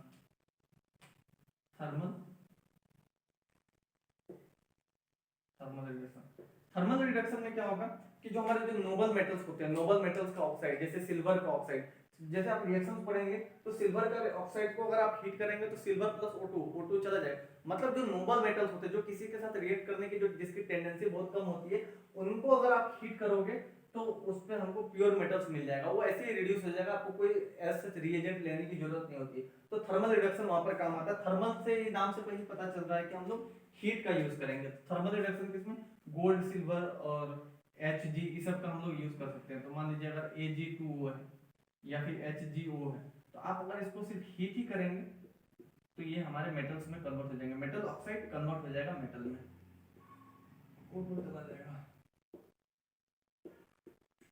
हमारे मेटल ऑक्साइड कन्वर्ट हो गया मेटल्स में, मेटल ऑक्साइड कन्वर्ट हो गया मेटल्स में। हमारा यही टारगेट था। अब हमारा ये थर्ड प्रोसेस भी कंप्लीट हो गया कि हमको मेटल ऑक्साइड को रिड्यूस करना था मेटल में। अब हमने मेटल ऑक्साइड को मेटल्स में रिड्यूस कर दिया। अब हमको जो मेटल्स मिला, मेटल ऑक्साइड से जो हमको मेटल मिला, ये भी अभी भी 95% के आसपास हमारा प्योर है। इसकी प्योरिटी लगभग 95% के आसपास है। अगर हम चाहते हैं कि अब हमको मेटल इससे भी ज्यादा प्योर मिले, जो कि हम हमेशा चाहते ही है, तो अगर हम चाहते हैं कि हमको मेटल इससे भी ज्यादा प्योर मिले, तो अब हमको प्रोसेस करना होगा जिसका नाम है रिफाइनिंग। रिफाइनिंग के बाद हमको जो मेटल्स मिलेगा, ये मिलेगा हमको वेरी वेरी प्योर, बहुत ज्यादा प्योर मिलेगा। तो अलग अलग मेटल्स के लिए अब फिर रिफाइनिंग का भी प्रोसेस अलग अलग होगा। तो अब हम लोग यहाँ पर रिफाइनिंग डिस्कस कर लेते हैं। अब रिफाइनिंग डिस्कस कर लेने के बाद हमारा दो चीज बच जाएगा, एक तो हो जाएगा हमारा इलिंगम डायग्राम, और एक हो जाएगा हमारा आयरन का जो स्मेल्टिंग प्रोसेस है, वो दोनों को हम लोग नेक्स्ट वीडियो में डिस्कस कर लेंगे। आज हमारा टारगेट है कि रिफाइनिंग तक डिस्कस कर ले। तो लास्ट टॉपिक बचा हुआ है आज के लिए, वो है रिफाइनिंग। तो रिफाइनिंग अलग अलग मेटल्स का अलग अलग होगा, तो वो उसको अच्छा एक पॉइंट छूट गया हमारा, यहाँ पर इलेक्ट्रोलाइटिक रिडक्शन बच गया है, एक रिडक्शन बच गया है, तो मैं यहीं पर डिस्कस कर लेता हूँ। इलेक्ट्रोलाइटिक रिडक्शन, इलेक्ट्रोलाइटिक रिडक्शन किस में यूज करेंगे हम लोग? एल्यूमिनियम के लिए यूज करेंगे। क्यों? क्योंकि एल्यूमिनियम जो होता है Al2O3, वो इतना ही ज्यादा स्टेबल होता है Al2O3 कि वो किसी और, मतलब वो तो किसी के साथ रिएक्ट ही नहीं करेगा। जो ज्यादा स्टेबल है तो किसी के साथ रिएक्ट ही नहीं करेगा, तो वहां पर हमको करंट देना पड़ता है, करंट से फिर उसको रिड्यूस करना पड़ता है। तो Al2O3 को हम लोग, इसके बाद हम लोग रिफाइनिंग में जाएंगे। ये लास्ट बच गया था हमारा reduction of metal oxide into metal में। ये हो गया हमारा इलेक्ट्रोलाइटिक रिडक्शन। इलेक्ट्रोलाइटिक रिडक्शन में क्या होगा हमारा Al2O3, इसका हम लोग इलेक्ट्रोलाइसिस करेंगे, ठीक है, उसको पूरा डिस्कस नहीं करते हैं। अब इलेक्ट्रोलाइसिस, अब यहाँ पर मेन चीज मैं बता रहा हूँ, ये इतना ही ज्यादा स्टेबल होता है कि हमको बाहर से रिएजेंट डालना पड़ता है, बाहर से रिएजेंट, इसको पहले पूरा मिटा ही देता हूँ, ठीक है। तो मैं डिस्कस कर रहा था कि Al2O3 का हम लोग इलेक्ट्रोलाइटिक रिडक्शन करेंगे। अब ये इतना ही ज्यादा स्टेबल होता है कि ये किसी रिएजेंट्स के साथ तो रिएक्ट ही नहीं करता है, तो अब हमको यहाँ पर करंट की जरूरत पड़ती है, इसका इलेक्ट्रोलाइसिस कराना पड़ता है। अब ये जो दो रिएजेंट मैंने लिख दिया है, ये होता है CF2, ये हो गया हमारा फ्लोरोस्पार, और ये हो गया हमारा क्रियोलाइट। ये दोनों क्या करते हैं, देखिए इनकी मेल्टिंग पॉइंट तो बहुत ही ज्यादा होती है Al2O3, क्यों? क्योंकि इसकी लेटिस एनर्जी बहुत ज्यादा होती है। तो इसकी मेल्टिंग पॉइंट और इसकी जो कंडक्टिविटी, इलेक्ट्रोलाइसिस हमको कराना है, तो वहां पर क्या होगा, आयंस का मूवमेंट होगा इलेक्ट्रोलाइसिस में। तो हम चाहते हैं कि आयंस का मोबिलिटी बढ़े, तो ये दोनों का काम क्या रहता है कि they decrease melting point and increase conductivity of ions in electrolysis of Al2O3।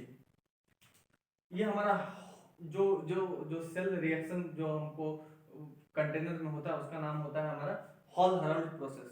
Temperature भी अच्छा खासा देना पड़ता है, इसलिए वो अलग ही ये होता है, उसको हम लोग बोलते हैं हॉल हेराल्ड, उस कंटेनर का नाम होता है। तो Al2O3, यहाँ पर हम लोग दो चीज यूज करते हैं, CF2 और Na3AlF6। CF2 का नाम है फ्लोरोस्पार और Na3AlF6 का नाम है क्रियोलाइट। इनका दो काम होता है, they decrease the melting point and increase conductivity of ion. ये हो गया हमारा इलेक्ट्रोलाइटिक रिडक्शन, ठीक है। अब इसके बाद अब हमको इससे क्या हो जाएगा, Al2O3 से हमको क्या मिल जाएगा, प्योर एल्यूमिनियम मिल जाएगा। Al2O3 से हमको प्योर एल्यूमिनियम मिल जाएगा, तो ये हो जाएगा हमारा इलेक्ट्रोलाइटिक रिडक्शन। अब हमको डिस्कस करना है कि हमको जो मेटल्स मिला, अब हमको 95% के आसपास हमारी प्योरिटी। अब हम चाहते हैं कि हमको और अगर प्योर मेटल्स चाहिए तो हमको रिफाइनिंग करना होगा। तो अब हम लोग डिस्कस करेंगे रिफाइनिंग, जो कि अलग अलग मेटल्स के लिए रिफाइनिंग का प्रोसेस भी अलग अलग होगा। तो ठीक है, रिफाइनिंग डिस्कस करते हैं।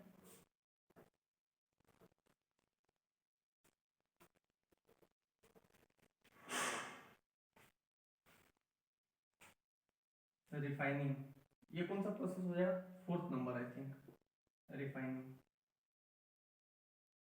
Refining of metals.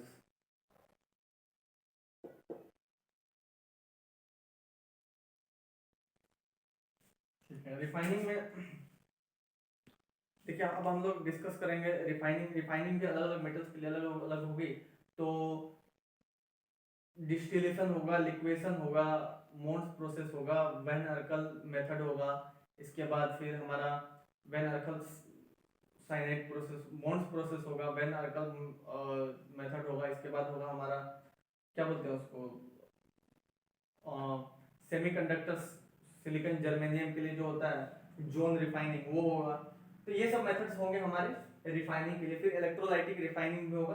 तो ये सब हम लोग इसको डिस्कस करेंगे, इसके बाद चैप्टर को वाइंड अप करेंगे, ठीक है। तो पहले हम लोग डिस्कस करते हैं रिफाइनिंग में, पहला हम लोग डिस्कस करते हैं लिक्वेशन। लिक्वेशन किसके लिए यूज होगा? लिक्वेशन मैं आपको याद करने का तरीका बता देता हूँ कि संत प्रभु भी लिक्विड लेते हैं। तो संत प्रभु भी लिक्विड लेते हैं मतलब संत से हो गया Sn, प्रभु से हो गया Pb, और संत प्रभु भी बी से हो गया Bi से हो गया बिस्मथ। मतलब इन तीनों जो, अब तो हमको मेटल्स मिल गया ना, मेटल ऑक्साइड को अब हमने मेटल्स में कन्वर्ट कर लिया। तो अब ये तो हमको मेटल्स मिल गया, अब हमको इनका रिफाइनिंग करना है। तो लिक्वेशन प्रोसेस करेंगे, लिक्वेशन प्रोसेस करेंगे और हमको प्योर मेटल्स मिल जाएगा। लिक्वेशन प्रोसेस मतलब क्या होता है कि ये तो यहाँ पर ऐसे हमको जो मेटल्स हैं, मान लीजिए ये मेटल मिल गया, ठीक है ना। अब यहाँ पर हम लोग हाई टेम्परेचर देंगे।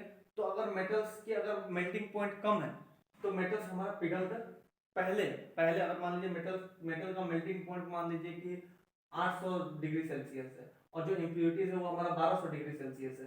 तो पहले मेटल्स अगर हम 800 डिग्री पे रोक दिए तो मेटल्स हमारा पिघलना शुरू हो जाएगा। तो मेटल्स पिघल कर फिर यहाँ आकर हम उसको इकट्ठा कर लेंगे। तो ये होता है हमारा लिक्वेशन मेथड में। ये होता है लिक्वेशन में हम लोग इसको Sn, Pb और Bi को यूज करते हैं, जिसमें मेटल्स की मेल्टिंग पॉइंट कम होती है तो वो लिक्विड के फॉर्म में नीचे चला जाता है, और जो हमारा जो इम्प्योरिटीज है वही रह जाता है जिसकी मेल्टिंग पॉइंट ज्यादा होती है। तो ये हो गया हमारा लिक्वेशन। इसके बाद हम लोग डिस्कस करते हैं डिस्टिलेशन। डिस्टिलेशन में क्या होगा कि हमारा बॉइलिंग पॉइंट मेटल्स का कम होना चाहिए। अगर अब यहीं पर डिस्कस कर लेते हैं, मिटाने की जरूरत नहीं है। दूसरा हो गया हमारा डिस्टिलेशन। डिस्टिलेशन में क्या होगा? डिस्टिलेशन में होगा कि हमारा जो मेटल्स मिला, अब तो हमको मेटल ऑक्साइड या मेटल सल्फाइड नहीं है ना, अब हमारे पास मेटल्स ही है। तो मेटल्स का क्या होगा कि बॉइलिंग पॉइंट कम होना चाहिए और इम्प्योरिटी का बॉइलिंग पॉइंट ज्यादा होना चाहिए। तो ऐसा कुछ बना लेते हैं, जैसे मान लीजिए ये मेटल्स है, ठीक है ना, मेटल्स है और यहाँ पर आग जल रहा है और ये यहाँ पर हमारे मेटल से जो थोड़े बहुत इम्प्योर है, ठीक है, मेटल से जो थोड़े बहुत इम्प्योर है, अब हम इसको गर्म करेंगे। अब मेटल्स का बॉइलिंग पॉइंट कम है तो मेटल्स भाप बनकर ऊपर चला जाएगा और यहाँ से एक पाइप को ज्वाइन कर देंगे। तो ये क्या हो जाएगा, ये गैस के फॉर्म में दूसरे कंटेनर में जाकर जमा हो जाएगा। ये गैस के फॉर्म में दूसरे कंटेनर पे जाके जमा। तो मेटल्स जो होंगे जिसकी बॉइलिंग पॉइंट कम होगी वो तो भाप बनकर चला जाएगा और इस पाइप के थ्रू दूसरे कंटेनर में चला जाएगा, और इम्प्योरिटी जिसकी बॉइलिंग पॉइंट ज्यादा है वो यहाँ पर बनी रहेगी। तो ये तो हो जाएगा इम्प्योरिटी और ये हो जाएगा हमारा प्योर मेटल, ये वहां पर चला जाएगा पाइप के थ्रू। तो ये हो गया डिस्टिलेशन में हम लोग का एग्जांपल्स हो गया हमारा zinc cadmium mercury. Zinc cadmium mercury ही क्यों? क्योंकि अगर डी ब्लॉक, ये तो डी ब्लॉक का एलिमेंट है और इसमें जो डी है, जो डी ऑर्बिटल है वो कंप्लीटली फुलफिल्ड होता है। तो वो दूसरे के साथ कोई खाली नहीं है। तो दूसरे मान लीजिए जिंक की एग्जांपल है, तो जिंक में D10 है, दूसरे में भी D10 है, तो उन दोनों में आपस में बॉन्ड बनाने की टेंडेंसी बहुत कम हो जाती है क्योंकि कोई भी ऑर्बिटल्स खाली नहीं, तो इसलिए उनकी बॉइलिंग पॉइंट कम हो जाती है जिंक कैडमियम मरकरी की। ठीक है, तो ये हो गया हमारा डिस्टिलेशन। अब हम लोग डिस्कस करेंगे पोलिंग प्रोसेस भी है एक हमारा। पोलिंग प्रोसेस में क्या होगा, जैसे हमने डिस्कस किया था ना तो पहले कार्बन रिडक्शन में, वैसे ही एक पोलिंग प्रोसेस में क्या होगा कि इस पोलिंग में हम लोग क्या लेंगे, टिन और कॉपर की रिफाइनिंग में के लिए काम लेंगे। तो टिन और कॉपर में क्या करेंगे कि वो तो सॉल्यूशन है, मेटल हमारा सॉल्यूशन है। अब हम क्या करेंगे कि बाहर से एक वुड ले लेंगे, मतलब कच्चा वुड जिसमें कार्बन अच्छा खासा, तो वो तो कार्बन कंपाउंड के फॉर्म में रहेगा, प्योर कार्बन में नहीं रहेगा, मान लीजिए CH4 में। तो उसको अगर हम डाल के मिलाएंगे तो हमारा जो जो जो हमारा मेटल्स है वो प्योर फॉर्म में निकल जाएगा। मैं आपको यहाँ पर डिस्कस कर देता हूँ, मिटा देता हूँ।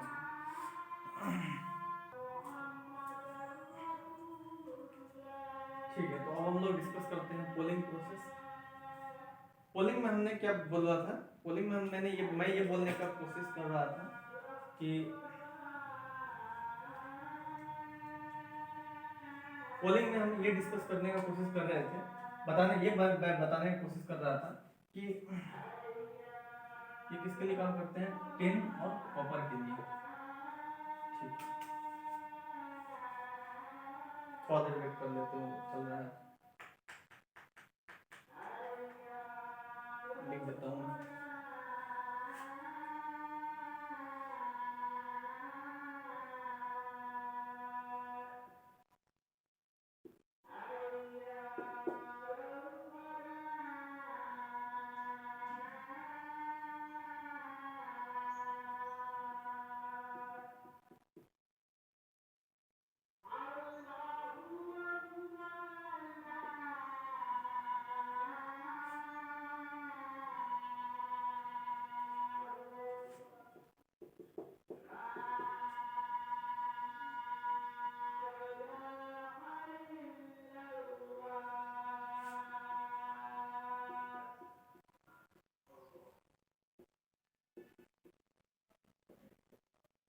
ठीक है, मैं ये बोलने का कोशिश कर रहा था कि पोलिंग प्रोसेस में क्या होता है कि पोलिंग प्रोसेस में हम लोग, ये तो रिफाइनिंग का मेथड है, किसके लिए काम करेंगे, टिन और कॉपर के लिए। तो इसमें क्या होता है कि इसमें जो इम्प्योरिटीज होते हैं ना, जो जो थोड़े बहुत जो 5-10% भी इम्प्योरिटीज थे, वो उसी के ऑक्साइड होते हैं। जैसे मान लीजिए कॉपर है, तो कॉपर तो हमको 90% प्योर मिल गया, जो इम्प्योरिटीज है वो कॉपर ऑक्साइड है, तो उस कॉपर ऑक्साइड को हमको हटाना है। अगर हम कॉपर की मान लीजिए टिन की बात करें तो 90% तो टिन मिल गया, और जो 10% इम्प्योरिटी है वो टिन का ऑक्साइड है, तो हमको टिन के ऑक्साइड को हटाना है। तो इसके लिए क्या करते हैं हम लोग, कच्चे जो लकड़ी होती है उसमें कार्बन का कंटेंट काफी अच्छा होता है, तो हम लोग यहाँ पर इस सॉल्यूशन में क्या करेंगे, कार्बन के जो लकड़ी लिए उसको हम लोग अच्छे से घुमाएंगे। तो घुमाएंगे तो क्या होगा कि ये जो मेटल ऑक्साइड है, अब कार्बन का ब्लॉक लेंगे तो उसमें प्योर कार्बन नहीं होगा, वो कंपाउंड के फॉर्म में होगा, तो मान लीजिए ये मीथेन के फॉर्म में। तो ये क्या करेगा, इस मेटल ऑक्साइड को रिड्यूस करेगा, मेटल ऑक्साइड को रिड्यूस करेगा, तो ये मेटल ऑक्साइड मेटल में कन्वर्ट हो जाएगा, और ये खुद ऑक्सीडाइज हो जाएगा CO2 और H2O में। तो ठीक है, तो यही हो गया हमारा पोलिंग प्रोसेस। पोलिंग में क्या होगा, पोलिंग में ये बात को ध्यान रखना होगा कि जो मेटल्स है और उसकी जो 5-10% जो इम्प्योरिटीज बच गई है, वो उसी की ऑक्साइड है, वो उसी की ऑक्साइड है। उसको ऑक्साइड को हम लोग हटाने के लिए जो कार्बन ब्लॉक लेते हैं उससे हम लोग काम करते हैं। ये कार्बन ब्लॉक उसके ऑक्साइड को मेटल में कन्वर्ट कर देगा। अब ये मेटल देखिए, उसमें 90% तो मेटल हमारा प्योर ही था, जो 5-10% इंप्योरिटीज थे उसकी ऑक्साइड ही थी। तो ये मीथेन जो है इसको ऑक्साइड, इसको रिड्यूस कर देगा, तो ये हो जाएगा हमारा प्योर मेटल, और ये खुद ऑक्सीडाइज हो जाएगा CO2 में। ठीक है, इसके बाद हो जाता है हमारा, और एक बच जाता है क्यूपेलेशन, इलेक्ट्रोलाइटिक रिडक्शन, मोन्स प्रोसेस और वैन अल्कल मेथड। ठीक है, देखते हैं इसको जल्दी जल्दी। क्यूपेलेशन डिस्कस कर लेते हैं। क्यूपेलेशन मैं ऐसे ही बताता हूं, आप लोग थोड़ा समझने की कोशिश कीजिए।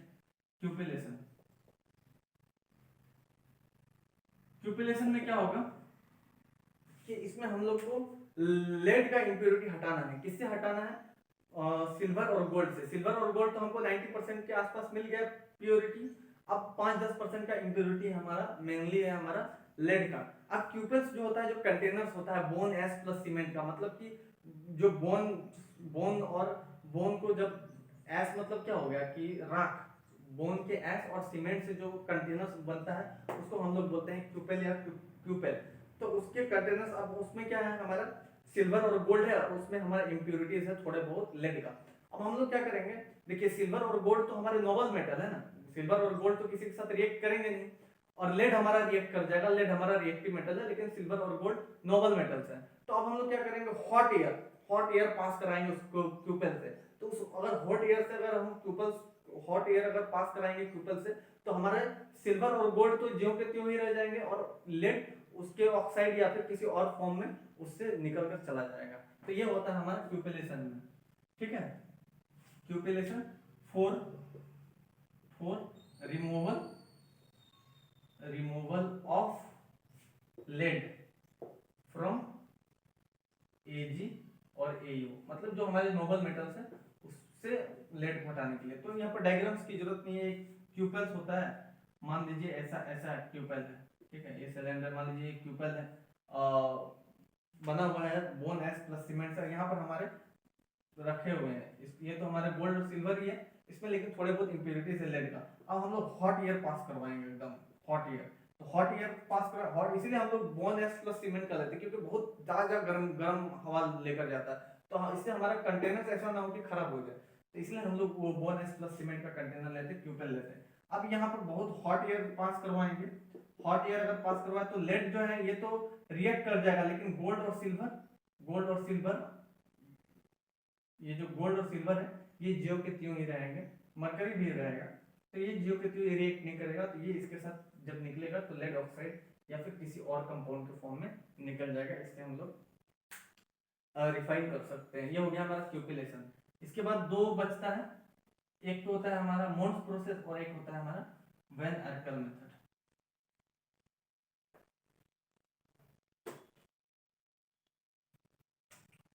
ठीक है, इस बार डिस्कस करते हैं हम लोग मोन्स प्रोसेस।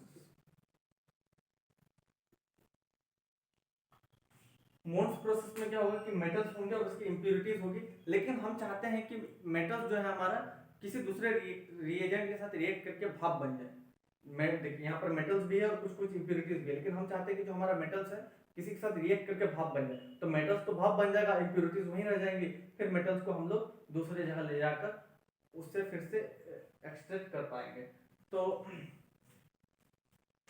मोन्स प्रोसेस में क्या होगा कि यहाँ पर जो हमारे मेटल्स हैं जैसे हमारे निकल हो गया, निकल हो गया, तो निकल है और उसमें कुछ कुछ इंप्योरिटीज भी, तो अब हम इसको क्या करेंगे साइनाइड के साथ रिएक्ट करवाएंगे, तो ये बन जाएगा हमारा, हम इसको रिएक्ट ऐसा करवाएंगे ताकि ये मेटल्स भाप बन जाए, वेपर फेज में चला जाए, तो ये बन जाएगा NiCN4। अब ये भाप बन गया तो फिर उसको फिर बाद में ठंडा करके फिर से हम लोग उसको फिर से अगर दूसरे कंटेनर में लेकर जाएंगे, फिर उसको गर्म करके फिर उसको हीट करके फिर से हम लोग निकल को एक्सट्रैक्ट कर सकते हैं। तो ये हो गया हमारा मोन्स प्रोसेस।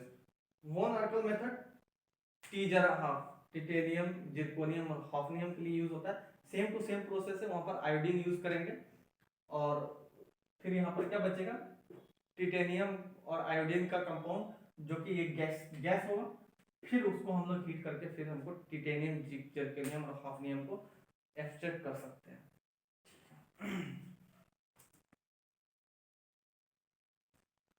ठीक है, अब हम लोग डिस्कस करते हैं वॉन आर्कल मेथड।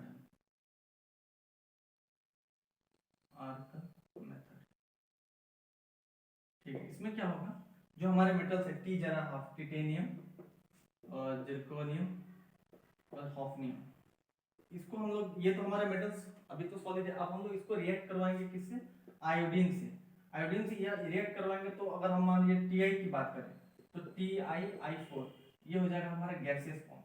अब ये हमको गैसियस फॉर्म में मिल गया और इंप्योरिटीज तो नीचे ही रहे, अब इसको दूसरे जगह ले जाकर दूसरे कंटेनर्स में ले जाकर इसको हीट कर देंगे तो हमको टिटेनियम या फिर जर्कोनियम, हाफनियम जो चाहिए उसको इसी मेथड से हम लोग प्योर फॉर्म में एक्सट्रैक्ट कर सकते हैं। ठीक है, वहां पर मैंने मोन्स प्रोसेस में CN बोल दिया था क्या, मोन्स प्रोसेस में जो हम लोग डिस्कस कर रहे थे Ni के साथ, तो वहां पर CN नहीं CO होगा, यहाँ पर होगा NiCO4, ये गैस होगा, फिर उसको हीट करके Ni ले लेंगे, ये हो जाएगा हमारा मोन्स प्रोसेस। वहां पर शायद मैंने CN बोल दिया था, CN बोला था कि CO बोला था, CO बोला था कि CN बोला था, शायद CN बोल दिया था, वहां पर CO होगा। ठीक है, ये हो गया हमारा लास्ट वॉन आर्कल मेथड और मोन्स प्रोसेस। अब लास्ट मेथड बचता है हमारा इलेक्ट्रोलाइटिक या फिर इलेक्ट्रोलाइटिक रिफाइनिंग। इलेक्ट्रोलाइटिक रिफाइनिंग क्या है सब लोग जानते हैं, थोड़ा सा आसान सही चीज है। यहाँ पर क्या होगा, एनोड होगा, एनोड तो पॉजिटिव होता है, और ये जो हमारा इम्प्योर होगा, एनोड कैसा होगा, इम्प्योर होगा, एनोड को थोड़ा मोटा बना देते हैं। ठीक है, और ये होगा हमारा कैथोड, ये होगा हमारा कैथोड, ये होगा हमारा प्योर मेटल्स का। मान लीजिए ये सेम, अगर ये कॉपर का ले रहे हैं तो ये कॉपर का ही इम्प्योर मेटल होगा और ये कॉपर का ही होगा, दोनों कॉपर का होगा, और यहाँ पर जो सॉल्यूशन होगा ये कॉपर का ही होगा। मान लीजिए कॉपर सल्फेट है CuSO4, तो ये कॉपर सल्फेट है, मतलब एनोड भी उसी मेटल्स का होगा लेकिन इम्प्योर भी होगा, कैथोड भी उसी मेटल का होगा लेकिन प्योर होगा, और यहाँ पर जो सॉल्यूशन होगा वो उसी के उसी का ही होगा जैसे कॉपर सल्फेट हो गया, ठीक है। अब यहाँ पर क्या है, मेटल्स तो इम्प्योर है, तो अगर हम यहाँ पर अगर करंट फ्लो करवाएंगे, अगर मान लीजिए करंट फ्लो करवा रहा है, तो यहाँ पर क्या होगा कि यहाँ पर जो CuSO4 में Cu जो +2 में है, तो सॉल्यूशन से उठ कर कैथोड के पास जाएंगे, क्योंकि कैथोड तो नेगेटिव चार्ज होता है, तो ये Cu+2 कैथोड के पास जाकर जमा होने लगेंगे, कैथोड के पास जमा होने लगेंगे, और यहाँ से जो जो उठ कर जा रहे हैं, तो यहाँ पर Cu+2 क्योंकि Cu+2 का कंसंट्रेशन सॉल्यूशन में कम हो रहा है, क्योंकि जब करंट बह रहा है तो Cu+2 सॉल्यूशन वाला जो Cu+2 है वो कैथोड पर जाकर जमा हो रहा है, तो उसको मेंटेन करने के लिए यहाँ से Cu+2 गिरना शुरू हो जाएंगे। कुछ समय बाद हमारा इसकी जो साइज होगी वो पतली होने लगेगी और ये मोटा होने लगेगा, यहाँ पर कॉपर जमा होने लगेगा। और जो इम्प्योरिटीज है यहाँ पर लेस बेसिक इम्प्योरिटीज होते हैं, जैसे कि हमारा सिल्वर गोल्ड मरकरी, ये होते हैं लेस बेसिक मेटल, इसको बोलते हैं हम लोग लेस बेसिक मेटल, इसको हम लोग बोलते हैं less basic metal should be recovered क्यों, क्योंकि ये तो हाईली एक्सपेंसिव मेटल है ना, इसको हम लोग बाहर ऐसे फेंक नहीं सकते हैं। तो ठीक है, ये हो गया हमारा। अच्छा, यहाँ पर एक इम्प्योरिटीज का काम आया कि ये इम्प्योरिटीज हाईली एक्सपेंसिव मेटल है, तो हमको यहाँ पर यूज ले लेंगे, इसको हम लोग एक्सट्रैक्ट कर लेंगे, रिकवर्ड कर लेंगे। ऐसे ही बहुत जगह पर जहाँ जहाँ इम्प्योरिटीज का यूज है, तो वहाँ पर भी हम लोग एक्सट्रैक्ट कर लेंगे। जैसे हम लोग पार्शियल रिडक्शन पढ़ा था, तो वहाँ पर SO2 गैस रिलीज हो रहा था, जैसे कि मैं Cu2s प्लस Cu2O, तो इसे क्या बन रहा था Cu प्लस SO2, तो इसको हम लोग यूज कर लेंगे कहाँ पर, कॉन्टैक्ट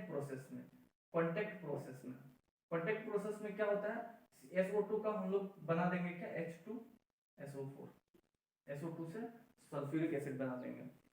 तो ठीक है, आज हमारा यहीं तक बात था करने का, इसके बाद हम लोग हमको पता था कि आज बहुत ज्यादा नहीं हो पाएगा, तो फिर भी हमने रिफाइनिंग तक डिस्कस कर लिया। अब हम लोग डिस्कस करेंगे एलिंगम डायग्राम, और डिस्कस करेंगे हम लोग वो आयरन का जो मेटलर्जी है वो डिस्कस करेंगे। एलिंगम डायग्राम वही हमने जो डिस्कस किया ना ECS सीरीज, उसी से रिलेटेड है। जो नीचे रहेगा ना उसकी रिड्यूसिंग प्रॉपर्टी ज्यादा होगी, जो एलिंगम डायग्राम में नीचे होगा ग्राफ में वो ज्यादा रिएक्टिव होगा, उसकी रिड्यूसिंग प्रॉपर्टी ज्यादा होगी, तो वही है, उसको हम लोग डिस्कस कर लेंगे। और थोड़ा सा आयरन का मेटलर्जी डिस्कस कर लेंगे, जिसमें हम लोग देखेंगे कि ऊपर वाले में जो कार्बन मोनोऑक्साइड है वो रिड्यूसिंग एजेंट की तरह काम करता है, ठीक है, वहां पर Fe2O3 और Fe3O4 बनता है। फिर जो नीचे आता है थोड़ा बहुत जो कंप्लीटली ऑक्सीडाइज नहीं हो पाता है Fe2O3, तो उसको या फिर Fe3O4, तो वहां पर कार्बन रिड्यूसिंग एजेंट की तरह काम करता है नीचे वाले पार्ट में, जहां पर टेम्परेचर ज्यादा होता है, तो फिर वो उसको Fe में कन्वर्ट करता है, और बीच वाले पार्ट में स्लैग बनता है CaCO3 प्लस CaCO3 को हिट करेंगे तो CaO प्लस SiO2, मिट्टी जो सिलिकॉन का जो ऑक्साइड होता है, तो CaSiO3 का स्लैग बनता है, तो वो हम लोग डिस्कस कर लेंगे। ये दो टॉपिक मोटा मोटी बच गया, तो उसको हम लोग नेक्स्ट वीडियो में डिस्कस कर लेंगे, ठीक है। Thank you.